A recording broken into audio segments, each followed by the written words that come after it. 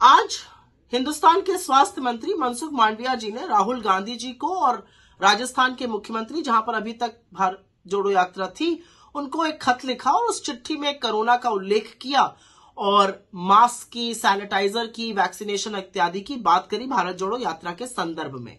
पते की बात यह है कि यह चिट्ठी मनसुख मांडविया जी ने उस पत्र पर आधारित करी है जो भाजपा के राजस्थान के सांसद पीपी चौधरी जी ने स्वास्थ्य मंत्री को लिखा था और कोरोना का और भारत जोड़ो यात्रा के संदर्भ में कुछ चिंताएं जाहिर करी थी। तो पहली बात तो चिट्ठी भी भाजपा के सांसद के आधार पर लिखी गई है और वो प्रेषित कर दी गई है आगे।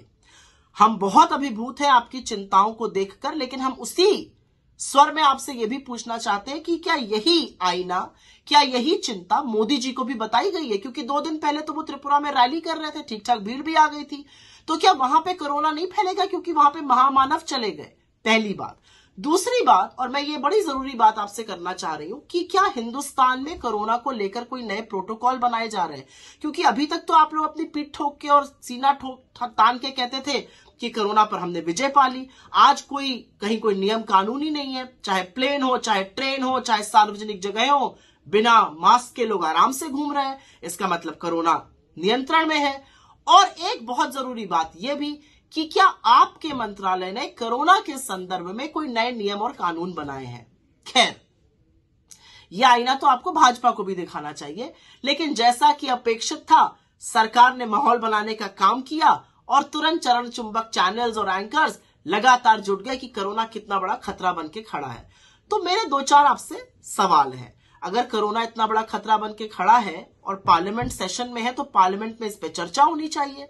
पार्लियामेंट का सत्र कैसे चलने दिया जा रहा है? कोई नए नियम, कानून, प्रोटोकॉल क्या अनाउंस होंगे? क्या मास्क फिर से अनिवार्य होगा? इसके बारे में अभी तक हम लोगों ने कुछ नहीं सुना है। और असलियत तो यह है कि जब कोरोना काल था, तब तो आप नमस्ते ट्रंप करा रहे थे और चुनी हुई सरकार मध्य प्रदेश में गिरा रहे थे। आप तब तो दीदी ओ दीदी कर रहे थे बंगाल में। आपने बंगाल में, असम में, उत्तर प्रदेश में चुनाव करवाए जब लाशें तैर रही थी और वहां से रामनामी खसोटी जा रही थी। अब आपको कोरोना की चिंता याद आ गई। ये कुछ नहीं है, ये भारतीय जोड़ो यात्रा को देखकर भारतीय जनता पार्टी के अंदर की जलन और द्वेष है। लेकिन आप कुछ भी कर लीजिए, कितनी भी बाधाएं लगाने का काम करिए, जो अपूर्व जन स्नेह और जन समर्थन हमें मिल रहा है, उसके बारे में आप कुछ कर नहीं पाइएगा, ये याद रखिएगा।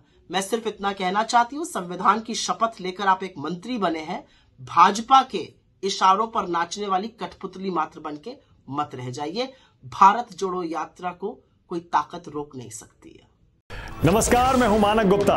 अगर आपको हमारा ये वीडियो पसंद आया हो तो इसे लाइक और शेयर जरूर करें और हां, हमें सब्सक्राइब और फॉलो करना ना भूलें ताकि आप देश और दुनिया की कोई खबर मिस ना करें। तो जुड़े रहिए हमारे साथ और देखते रहिए न्यूज़ 24।